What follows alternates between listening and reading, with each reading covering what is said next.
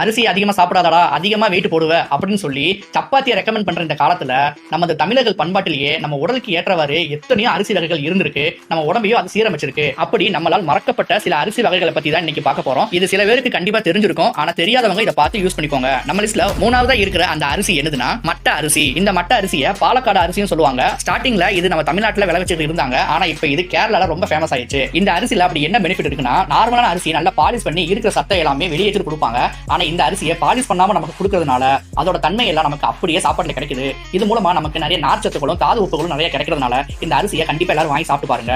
அடுத்து நம்ம லிஸ்ட்ல ரெண்டாவதா இருக்கிற அந்த அரிசி என்னதுன்னா பூங்கார் அரிசி. இந்த அரிசி பாத்தீங்கன்னா கொஞ்சம் லைட்டா பிரவுன் கலர்ல இருக்கும். இன்னொன்னு இந்த அரிசிக்கு பெண்கள் அரிசி அப்படின்னு பேர் இருக்கு. எதுக்காக இப்படி பேர் வச்சிருக்காங்கன்னா, இது வந்து பெண்களுக்கு கர்ப்ப காலத்துல ரொம்ப உதவிகரமா இருக்கக்கூடிய ஒரு அரிசிய வகையை சேர்ந்தது. பெண்களுக்கு மட்டுமா கேட்டீங்கன்னா இல்ல, குழந்தைகளுக்கும் இது ரொம்பவும் சத்துள்ள அரிசியா இருக்கு. ஆனா இதை ட்ரை பண்ண போறீங்கன்னா ஃபர்ஸ்ட் கொஞ்சமா ட்ரை பண்ணி பாருங்க. உங்க உடம்புக்கு சரியா ஏத்துக்கிட்டா மட்டும் இது ஃபுல்லா எடுத்துக்கோங்க.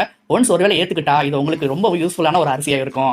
அடுத்து நம்ம லிஸ்ட்ல ஒன்னாவதா இருக்கிற அந்த அரிசி என்னதுன்னா கருங்குருவை அரிசி. இந்த அரிசியை முக்காவாசி விவசாயிகள் எப்படி அழைப்பாங்கன்னா கருங்கொட்டை அரிசி அப்படின்னு சொல்லுவாங்க. ஏன்னா இது பாக்குறதுக்கு விதை மாதிரி இருக்கும், அதோட கலரும் கூட கருப்பா இருக்கும். அதனால தான் இந்த அரிசிலையும் நிறைய தாது உப்புகளும் நார்ச்சத்தும் இருக்கு. அது மட்டும் இல்லாம நம்ம உடம்புக்கு தேவையான ஆக்சிஜன் ஏற்றத்தை அதிகப்படுத்துவதற்கு இது உதவுது. இப்ப பார்த்தா இந்த மூணு அரிசியில நீங்க எந்த அரிசியை இதுக்கு முன்னாடி சாப்பிட்டுருக்கீங்க அப்படின்னு சொல்லி கமெண்ட் செக்ஷன் கமெண்ட் பண்ணிட்டு அப்படி நம்ம வீடியோவை லைக் போட்டுருங்க.